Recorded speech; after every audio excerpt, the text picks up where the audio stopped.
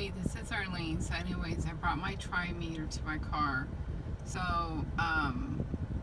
as far as the magnetic frequencies, it goes up really high when I'm like this. And then when I turn off my car, it goes down. Well, kind of down. And then if I put it down here, nothing. On the floor of my car towards there is nothing. But if I turn my car back on, there it goes all the way to the right.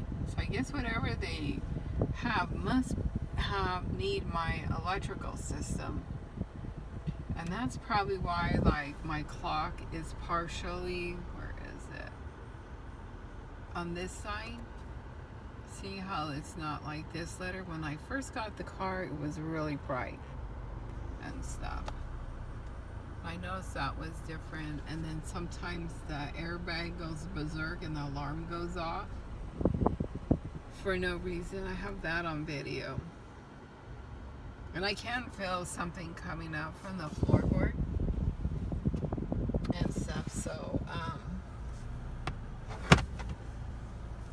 that is very interesting. So anyways, just wanted to share that.